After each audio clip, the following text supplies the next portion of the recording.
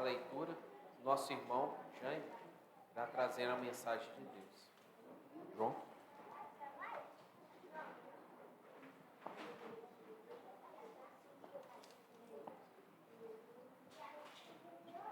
Bom dia, igreja. Bom dia. Que a graça e a paz do Senhor esteja com todos. A leitura hoje, ela vai se dividir em duas passagens. A primeira delas se encontra em Êxodo, capítulo 24.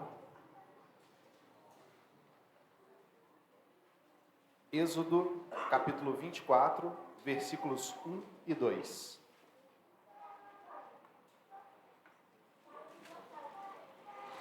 A palavra de Deus diz assim: Depois disse a Moisés: Subi ao Senhor, tu, Arão, Nadab, Abiú e 70 dos anciãos de Israel. Adorai de longe. E só Moisés se chegará ao Senhor, os outros não se chegarão, e o povo não subirá com ele. Um pouco mais à frente, em Êxodo, capítulo 32, Êxodo 32, a partir do versículo 1. Vendo o povo que Moisés tardava em descer do monte, juntou-se em volta de Arão e lhe disse: Levanta-te, faze-nos deuses que nos conduzam. Quanto a este, Moisés, esse homem nos tirou da terra do Egito. Não sabemos o que lhe sucedeu. Disse-lhes Arão: Tirai os pendentes de ouro que estão nas orelhas de vossas mulheres, de vossos filhos e de vossas filhas, e trazei-os. Então, todo o povo tirou os pendentes de ouro que estavam nas suas orelhas, e os trouxe a Arão. Ele os tomou das suas mãos, e com um buril deu forma ao ouro, e dele fez um bezerro de fundição. Então, eles disseram: São estes, ó Israel, os teus deuses, que te tiraram da terra do Egito. Arão, vendo isso, edificou um altar diante do bezerro e, apregoando, disse: Amanhã será festa ao Senhor. No dia seguinte, madrugaram, ofereceram holocaustos e trouxeram ofertas pacíficas. Depois, o povo assentou-se para comer e beber e levantou-se para farrear. Então, disse o Senhor a Moisés: Vai, desce, porque o teu povo, que fizeste subir do Egito, se corrompeu. Depressa se desviou do caminho que eu lhes ordenei, e fizeram para si um bezerro de fundição. Perante ele se inclinaram e lhe ofereceram sacrifício, e disseram: São estes, ó Israel, os teus deuses, que te tiraram da terra do Egito. Disse mais o Senhor a Moisés: Tendo visto este povo, e é povo obstinado, agora, pois, deixa-me, para que o meu furor se acenda contra eles e os consuma.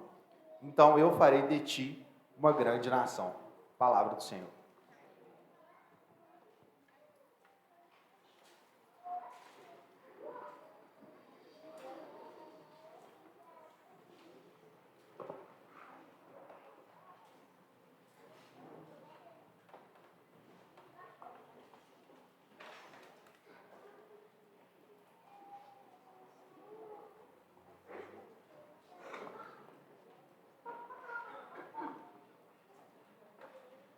Bom dia para todos. Bom dia.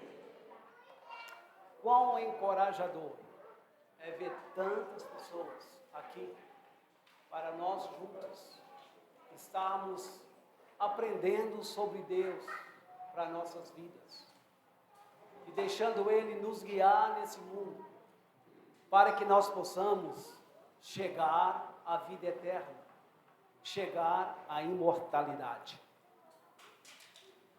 Antes de compartilhar com os irmãos a palavra de Deus, a Bíblia Sagrada, os pensamentos de Deus, deixe-me transmitir um aviso do Ministério de Casais. Me ajuda aí, pessoal do Ministério, viu? Socorra aí, caso eu não dê bem o aviso. Mas é simples e rápido. Nós estamos planejando uma viagem para os casais da igreja. Isso é muito importante para investir na família, não é verdade? E esta igreja se preocupa muito com a família, com as famílias da igreja. Nós tínhamos marcado essa viagem para dia 4 de novembro. Isso mesmo, Alexandre? Né? Só que nesse período, dia 4 de novembro, coincidiu com o nosso famoso Enem, a porta de entrada para a faculdade. E muitos dos filhos dos irmãos vão estar prestando Enem. Que bom e ainda bem, né? Crente não é burro, né? Crente também estuda, né? Pera aí. Mas então, nós vimos necessidade, né, Ricardo? Da gente estar mudando essa data para o dia 18 de novembro. Ok? É isso mesmo? 18 de novembro, né? Então, só comunicar aos casais, às famílias, que vai acontecer isso aí, que você fica atento, né? E qualquer dúvida, assim, então recorra aos irmãos que participam nesse trabalho da igreja, Ricardo, o Eduardo, né? E Alexandre, eu e nossas esposas também, né? Aí, por favor, vamos planejar estar lá. Segundo o que eu ouvi, já tem uns 16 casais que já se prontificaram aí, é isso mesmo? É mais ou menos 16, 17 e por aí vai. Mas pode ir todo mundo, que tem espaço para todo mundo, não é limitado, não. É bom lembrar, né? Porque, né? É uma oportunidade. Pois bem, vamos falar da palavra de Deus para nossas vidas e nossos corações.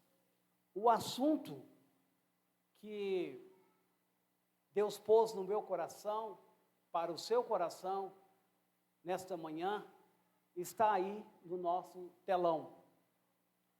Tendências humanas de esquecer e por isso se corromper.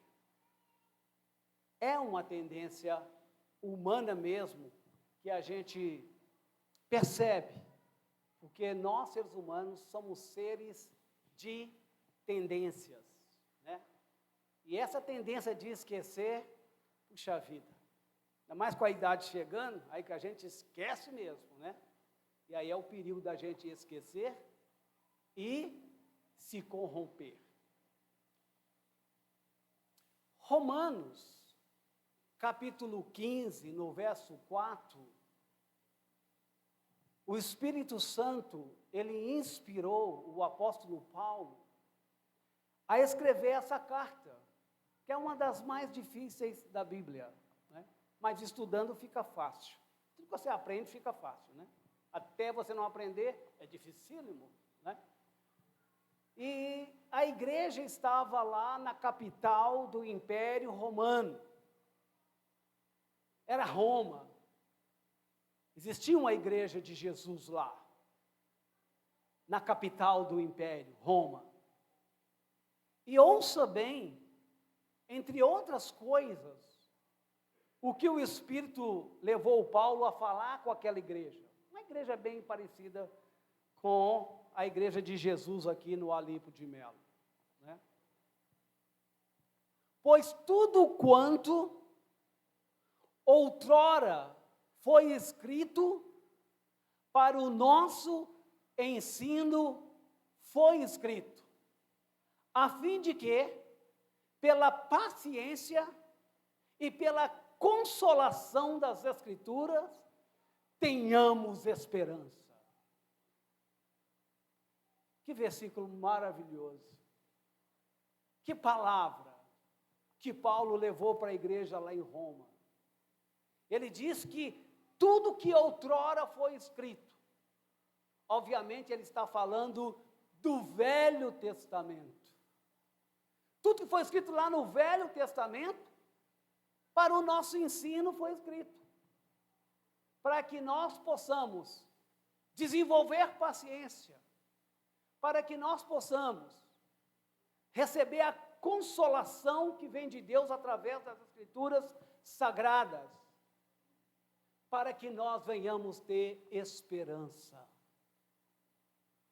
Qual é a sua esperança nessa vida, nessa terra? O que você espera? Porque esperança tem a ver com o que você espera. E o que você espera é porque alguém te prometeu. E se alguém me prometeu, então obviamente eu espero. No caso aqui, quem prometeu foi Deus. E o que Deus te prometeu? Deus te prometeu a vida eterna.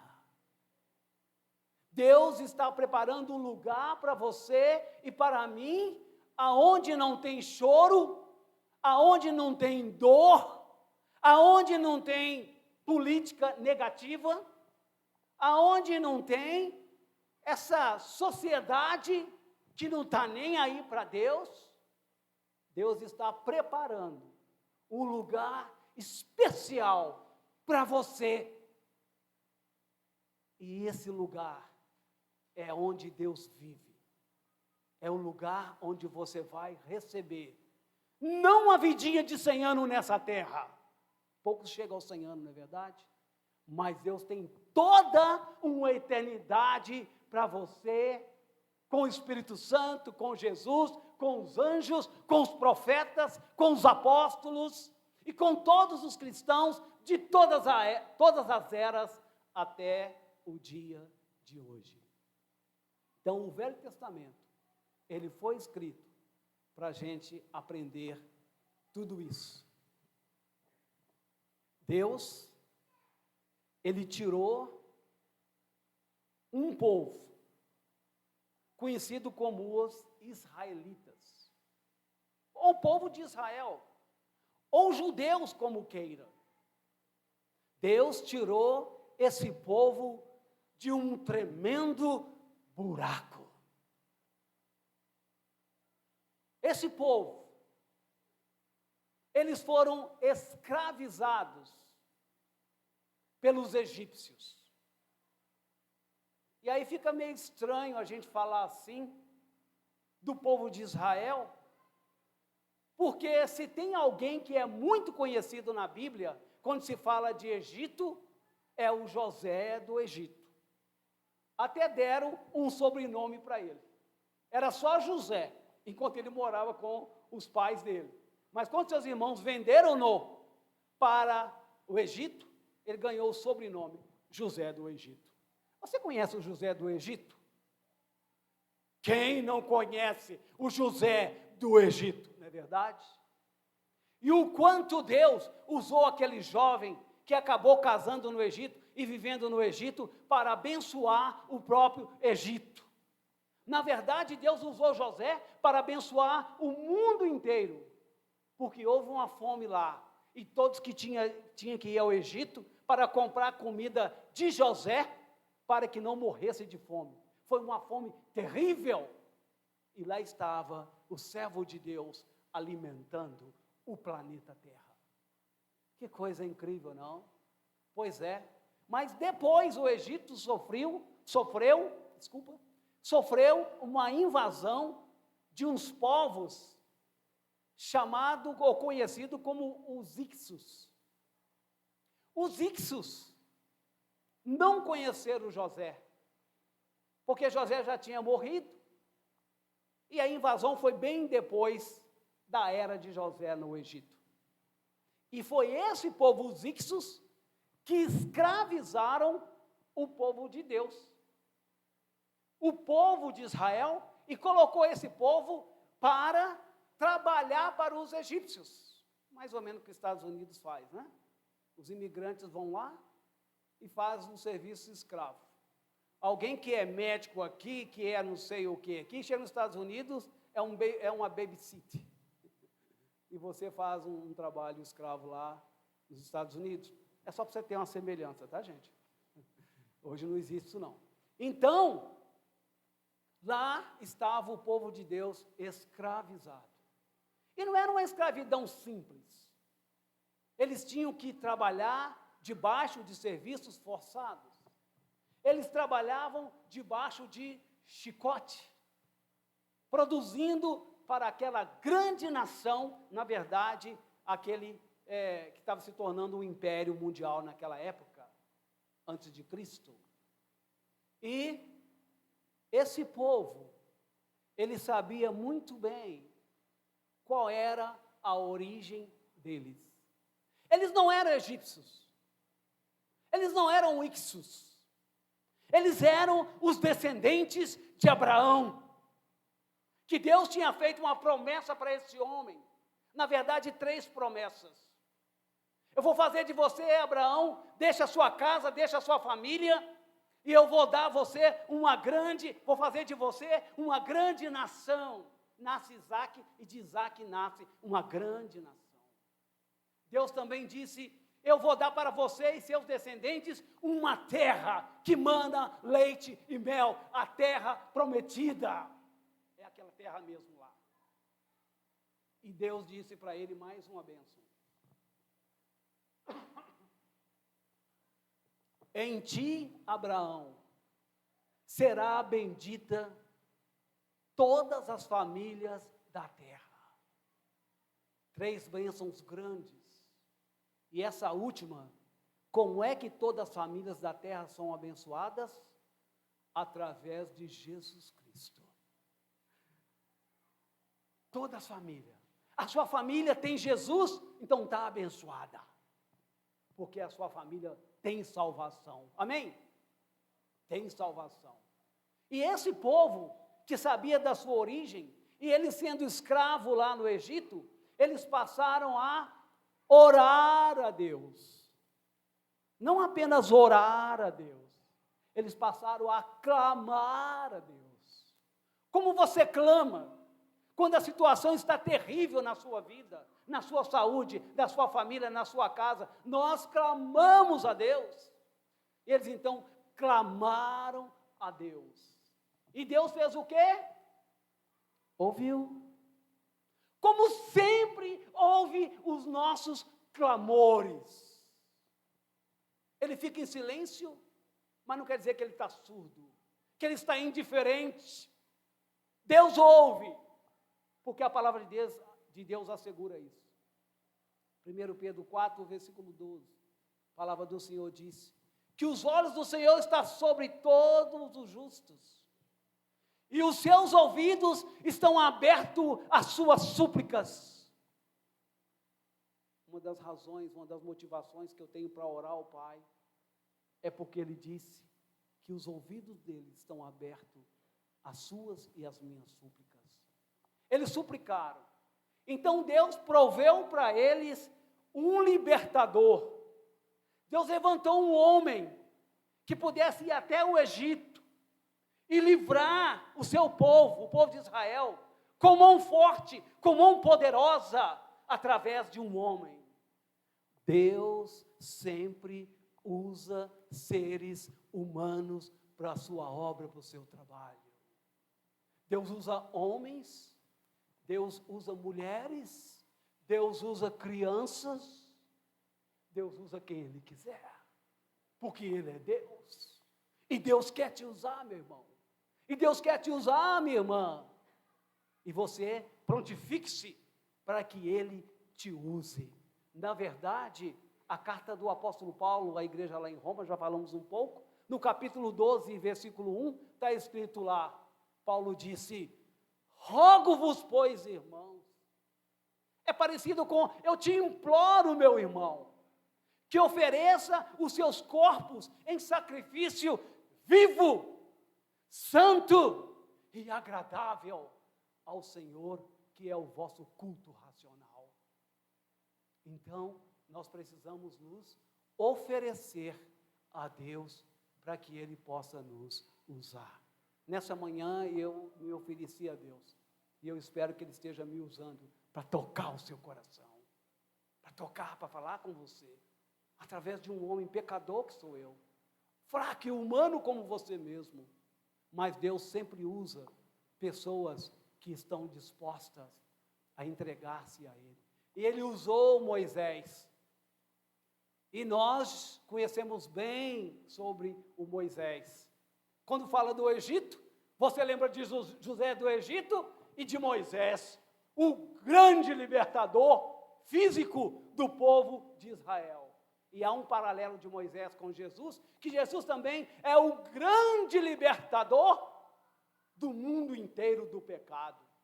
É por isso que Apocalipse fala que quando chegarmos lá, nós vamos cantar 2 cânticos. Nós vamos cantar o cântico de Moisés e o cântico do Cordeiro, que é Jesus. Porque os dois são libertadores. Porque quando você chegar lá e eu chegar lá, verdadeiramente nós somos libertos do pecado e do inferno. É isso que te aguarda. É sua esperança, meu irmão. É a minha esperança também. Deus tirou o povo porque orou, o povo que clamou através de Moisés, e ele tirou aquele povo através de muitos sinais, de muitos milagres. Quem não conhece as 10 pragas do Egito, levanta a mão. É o que eu imaginava. Não há quem não conheça a libertação que Deus deu ao povo dele através de Moisés no Egito, através das 10 pragas. E nós conhecemos as pragas. Nossas crianças estudam isso todos os domingos, né? Lá na escola dominical das crianças. E os homens aqui é Apocalipse, é uma coisa mais grossa, mais complicada, mas nós estamos indo em frente. Então, Deus livrou através de milagres. E finalmente o faraó, depois de ver aquelas 10 pragas, que arrebentou com o Egito. Inclusive a última praga foi o quê? Faraó, se você não deixar meu povo ir, essa mão escrava barata, se você não deixar meu povo sair, eu vou matar todo o primogênito do Egito. E aí você conhece a história. Deus mandou que o povo judeu matasse um cordeiro de 1 ano sem defeito e passasse o sangue desse cordeiro nos umbrais das portas onde eles estavam dentro. Então eles passavam sangue no batente de cima, passavam sangue dos dois lados, e à meia-noite o anjo de Deus ia passar pelo Egito para executar juízo. E quando Deus chegasse lá, em toda casa que tivesse o sangue, o anjo passaria direto, não entraria nessa casa e não mataria o primogênito, o filho mais velho. Os egípcios não sabiam nada disso, porque não era povo de Deus. Então eles não tinham sangue nas suas portas, protegendo seus palácios, suas casas. E o que aconteceu no Egito? Um morticínio. Você alguma vez já quase perdeu um filho? Seu filho já quase morreu alguma vez? E vou falar a verdade, viu? Eu já passei, obrigado Wesley, não tem criança, vai essa criança mesmo. E se você não tornar como criança, você não vai entrar no reino dos céus. Diz Jesus. Bom a gente ser criança, né? Então, eu já quase perdi o meu filho mais velho. Deu uma gastroenterite nele, e eu passei a noite inteira do lado da cama dele no hospital, e eu clamei pela vida dele a noite inteira, para que Deus não levasse o meu primogênito. Você já passou alguma situação assim na sua vida? Que você precisou clamar pela vida dos seus filhos? Mas no Egito, não teve quem os livrasse. Todas as casas, o filho mais velho morreu. Inclusive, o filho do faraó. Diz os historiadores que houve um choro, houve gritos no Egito, que se ouvia a longas distâncias, porque toda a casa tinha um óbito, tinha uma perda profunda e significativa. Então, aí que Faraó abriu mão dos escravos do Senhor, que o Senhor estava libertando daquela escravidão. Ore a Deus, para que Deus te liberta das suas escravidões. Quais são suas escravidões? Você está escravizado a quê? A um estilo de vida? A um pecado que não larga você? Você precisa clamar e implorar para que Deus te liberta. Então Moisés saiu com aquele povo, levando eles para a terra prometida, que era o cumprimento da promessa que Deus tinha feito a Abraão, que é o progenitor deles, espiritualmente falando. E quando chegou, quando o povo estava saindo do Egito, antes eles expoliaram o Egito, porque cada um pediu lá ouro, e pediu brinco, e pediu tal, os egípcios queriam ficar livre deles. Vai, povo desgraçado, leva tudo, né? E o povo saiu de lá cheio de ouro, muitos ouros, só não usaram bem, você vai saber por quê já, mas saíram com muito ouro, e foram. Só que quando estavam indo, ficou meio complicado para eles rumarem para a terra prometida, sabe por quê? De um lado tinha montanhas altas, como é que esse povo, né? 3 milhões de pessoas subindo morro acima, é um trem meio doido, né? Não tem como. Diante deles tinha o quê? Um mar, um marzão. Como é que atravessa para o outro lado? E atrás deles tinha quem? Faraó e seu exército. A igreja conhece a palavra mesmo, né? Eu achei que era só eu conhecia, mas não, a igreja conhece a palavra mesmo. Aí, não tinha saída. Puxa, e agora? Moisés, nosso líder, nosso guia, o que você vai fazer? Deus não abandona os seus guias, nunca. Deus sempre nos acha uma porta de saída. E ele então disse para Moisés: toma o teu cajado e estende sobre o mar. E Moisés fez isso. E aí você já sabe o resto. Um milagre estupendo. O mar deixou uma estrada seca e de ambos os lados tinha uma parede de água. Nunca vi isso. Ah, como eu queria estar lá. Você pode ter certeza, eu ia dar um toque naquelas paredes. Ah, molhou minha mão. Poxa vida. E o faraó então arrependeu da mão barata ir embora, de graça assim, e foi atrás deles. De tão ousados que eram, também vão atravessar o mar para pegar esse povo e trazer de novo. Afinal de contas, ter alguém como escravo, eu explorar alguém, é sempre muito bom. Você gosta de explorar as pessoas? Você está explorando quem? Eu podia fazer outras perguntas, mas vou parar por aqui. Quem você está explorando? Deus não gosta de exploradores. E quando a gente ora, Deus põe um fim nessa história miserável das nossas vidas. Porque Ele estava tirando o povo dele de um buraco. E não era um buraquinho. Um buraco profundo que durou 400 anos. De abusos, de covardia. E esse milagre fez com que o povo de Deus passasse para o outro lado. E depois que o povo já está lá, no deserto, indo para a terra prometida, a terra que mana leite e mel, era a esperança física deles nessa terra, eles estavam indo, Deus fez uma pausa, e Deus chamou Moisés para estar com ele no Monte Sinai.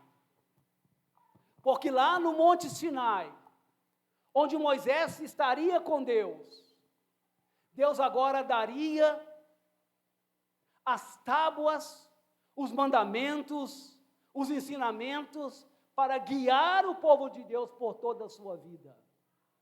E Moisés vai lá, e quando ele ficou lá, Deus com o seu próprio dedo, ele escreveu nas pedras os seus ensinamentos e entregou ao seu servo Moisés para que ele entregasse o seu povo, para que o seu povo fosse doutrinado, para que o seu povo aprendesse.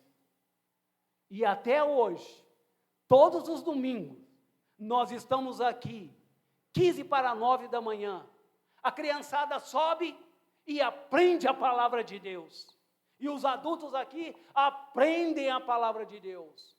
Tem você interesse de aprender a palavra de Deus? Tem você trago os seus filhos para aprender a palavra de Deus? Tem você compromisso, todos os domingos, pelo menos, de estar aqui para aprender a palavra de Deus? Se a resposta é não, eu te convido e te desafio a repensar. Por que fazer tão pouco caso da palavra de Deus? Por que desprezar tanto o nosso Criador e o nosso Salvador? Pois é, Moisés ficou lá. E sabe quanto tempo Moisés ficou lá? Quem responder vai ganhar uma caixa de bombom. Quanto tempo Moisés ficou lá no Monte Sinai? Todo mundo está querendo caixa de bombom, né? Mas eu não vou dar porque faltou 40 noites também. Me dá licença.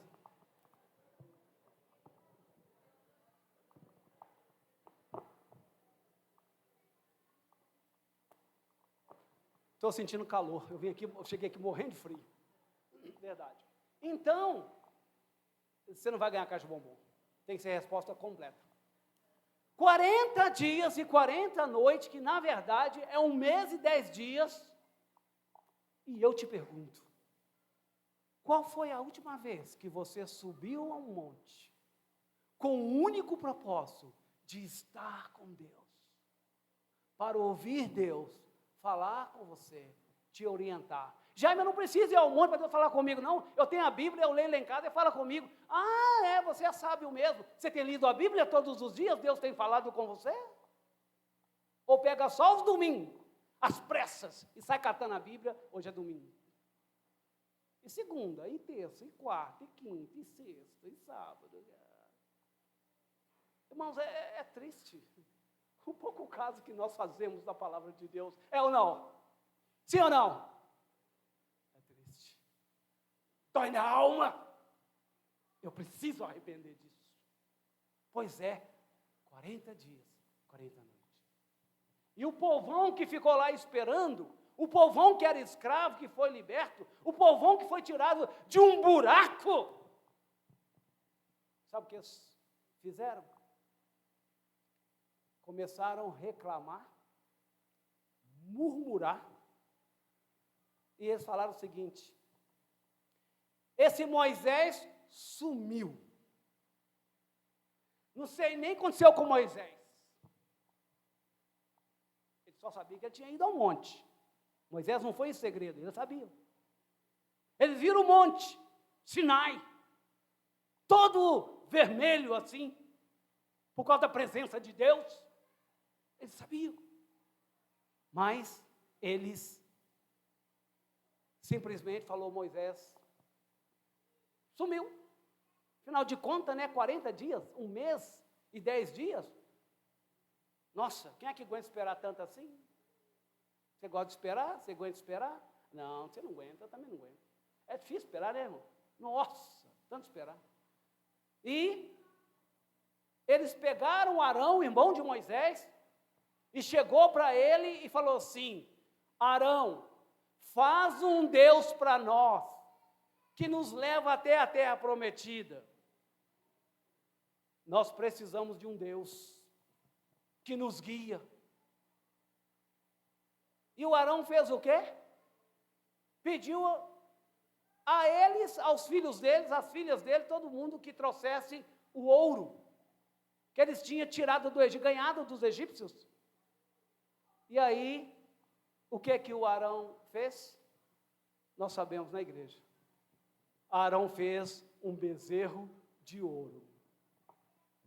E o povo chegou, pegou esse bezerro de ouro e falou assim: eis o nosso Deus que nos tirou do Egito.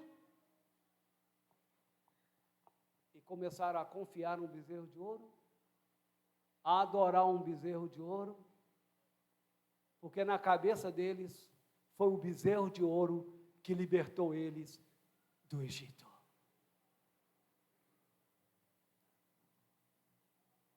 Lá no Egito, esse povo não era egípcios, nem ixos. Esse povo era Israel, são descendentes de Abraão. A mãe de Moisés ensinou para ele que ele não era um egípcio, embora foi pego no rio pela filha de Faraó, e a mulher criou ele lá, nos princípios, na cultura egípcia, mas a mãe de Moisés cuidou e tratou para que o filho dela conhecesse a verdade. Qual a sua origem, Moisés? O seu povo é esse aqui, e não aquele ali. Lá no Egito, eles adoravam o boi ápice. Era uma suposta divindade, o Deus deles. Um boi preto, que tinha uma marca na sua testa, e eles então adoravam esse Deus como o Deus deles. O Arão não fez um Deus ápice, ele fez o filhote do boi, porque ele fez um bezerro de ouro. E sabe uma coisa interessante? Eu sempre pensei que o Arão era meio doido por fazer uma coisa desse tipo. Ele até falou assim, quando Moisés voltou lá para conversar sobre esse bezerro de ouro, falou: onde vocês arrumaram esse bezerro de ouro? Sabe o que o Arão falou? O povo me deu o ouro, e eu joguei ele aqui no alto forno, no cadinho, né? Onde derrete o ouro. Eu joguei aqui, e saiu esse bezerro. Já viu isso na Bíblia? Coisa de criança. Ô meu filho, como é que você fez isso? Não, mamãe, apareceu aí. E a mamãe, meu filho, é mesmo? É de dar risada. Aí jogou o ouro lá, tal, e o bicho saiu inteirão daquele jeito. Não foi verdade. Mas está escrito no versículo 35 do capítulo 32 de Êxodo, que na verdade o povo obrigou o Arão a fazer um Deus para eles. E o Arão fez o bezerro de ouro. E eles começaram a adorar aquele bezerro de ouro. E falando que ele tinha tirado eles lá do Egito. E o povo fez uma festa a esse bezerro, a esse seu Deus. E não apenas, diz o texto sagrado, que eles fizeram uma festa. Eles também começaram a comer, a beber e a praticar a imoralidade. Porque, afinal de contas, tudo é festa. Sabe quando você entra numa onda que tudo é festa? E você está lá disponível para tudo que rolar naquela festa? Né? É drogas, sexo livre. Há muitas dessas festas espalhadas pela cidade de Belo Horizonte. Irmãos, nós precisamos levar o Evangelho para essa cidade. Porque não é nada diferente. Porque aquilo lá era uma aberração. Um agravante é que lá era o povo de Deus liberto do Egito. O bezerro de ouro. Finalmente, nosso tempo está já no fim mesmo. Então, nós vamos fechar com o nosso último ponto.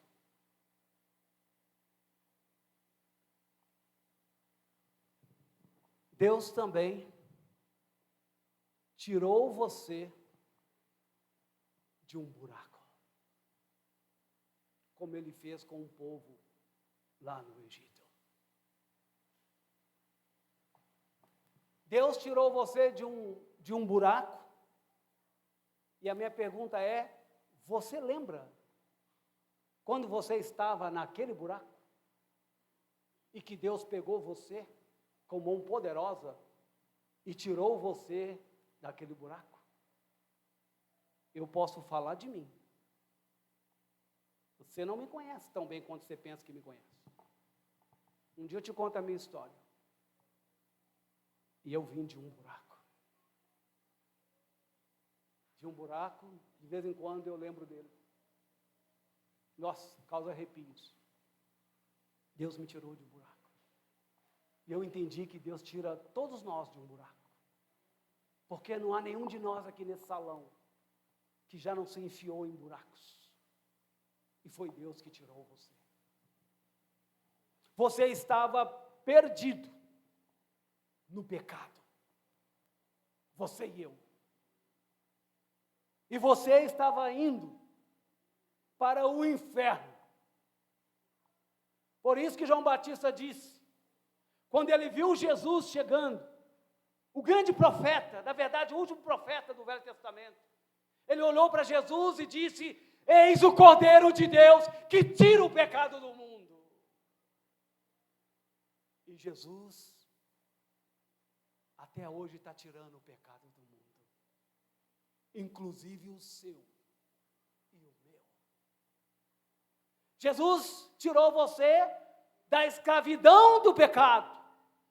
Se você ainda continua escravo no pecado, é porque você quer, é porque você esqueceu do buraco que Jesus tirou você. Um buraco terrível. Então Jesus te deu a salvação. Meu irmão, minha irmã, você sabia que você tem a salvação? Às vezes você esquece que você tem a salvação. Mas você tem a salvação. A salvação é pela graça. A salvação é um presente de Deus. Não é porque você é perfeito e bom que nenhum de nós somos perfeito e bom. Deus te salvou. Você vai passar a eternidade com Deus, com Jesus, com o Espírito Santo. Crês nisso? Crês nisso? É de Jesus, né? É de Jesus. Uma frase tão pequenininha, tão maravilhosa.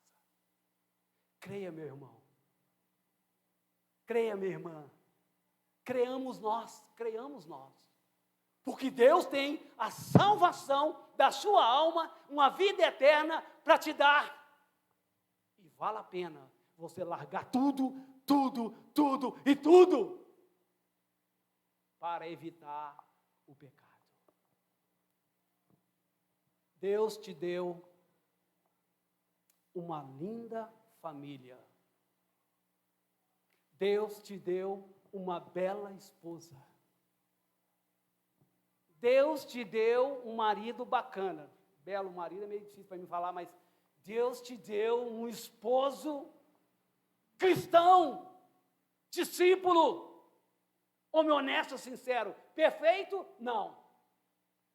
Mas esse seu marido está acima da média desses maridos que se encontram por aí.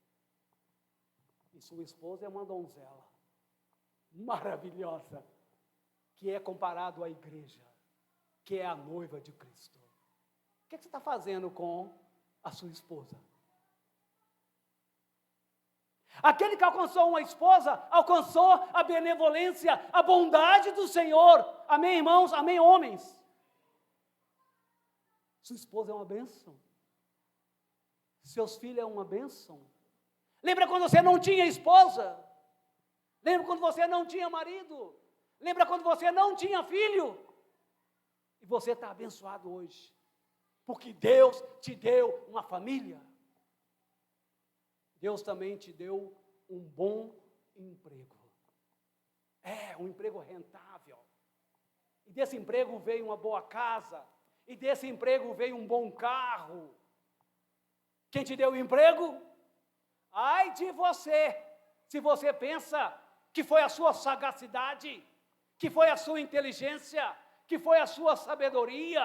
Não, você está vendo um buraco. E o Pai te tirou de um buraco.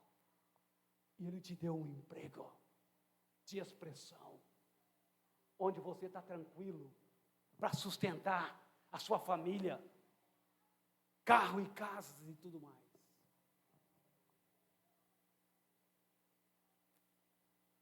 E finalmente, fechando a nossa conversa, lembra da pandemia? Que parecia mais um pandemônio. Você lembra? Como você poderia esquecer da pandemia? Mas vamos ser honestos, nós já esquecemos um pouco da pandemia. É ou não? Não tem mais máscaras incômodas para cantar louvores a Deus? Não tem aquele medo, aquele pavor da morte, de pegar o aguilhão dela, o ferrão dela, porque todos nós vivíamos com medo da pandemia, de contrair aquele vírus e a sua vida ser ceifada, dizimada.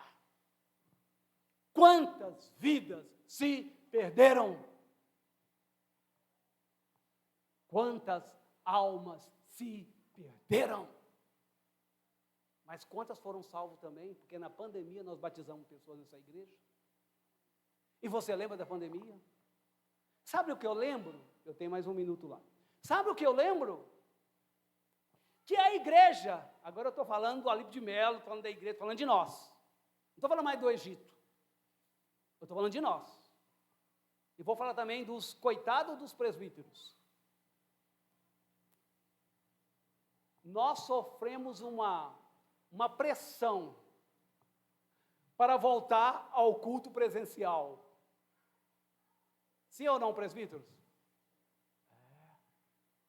Toda hora um irmão, irmã, por que não tem o culto? Mas não pode ter o culto, e que não sei o quê. Não, irmão, não é nós não, é o governo que proibiu, temos que submeter o governo, irmão, nós não podemos fazer uma reunião, e se fizermos, é com um pinguinho de gente de manhã, um pinguinho de gente mais à tarde, e um pinguinho de gente à noite, porque não pode, e a igreja estava com fome de culto, com fome de ver uns aos outros, com fome de estudo da palavra, tipo o Apocalipse, e a igreja estava sedento, e os presbíteros estavam coçando a cabeça, e o evangelista no meio dele lá, sofrendo, porque, e o bicho pegando, e eu lembro muito bem, até hoje eu dou graças a Deus, porque eu não tenho que sair de máscara para a rua, para os cultos. Não podemos esquecer, meus irmãos, porque quando a gente esquece, a gente se corrompe, e é ingrato com Deus, e é indiferente a Deus, que te tirou de um buraco. Você já esqueceu? Pois é. E eu lembro, os primeiros cultos, após pandemia, esse salão ficava cheio. Eu ficava assustado, esse povo está fiel demais, esse povo está presente mesmo. Dá uma olhada nos bancos ao seu redor agora, como é que está. O que aconteceu? Muitas coisas aconteceram. E uma delas é que a pandemia já passou. Nós estamos relaxados, descontraídos, sem medo. E este é o meu ponto. E queira Deus que não seja o meu ponto, que seja o ponto dele. Que seja o ponto dele. Para dizer para a igreja, a pandemia passou. Pois tudo quanto outrora foi escrito, para o nosso ensino foi escrito, a fim de que, pela paciência e a consolação das Escrituras, nós tenhamos, igreja, esperança.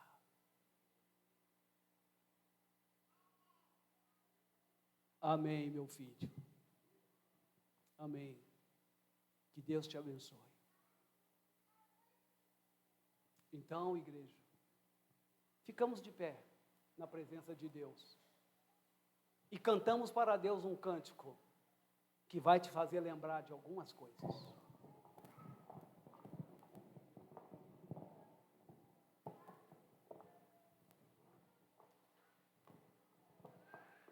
Vamos louvar o Senhor. Eu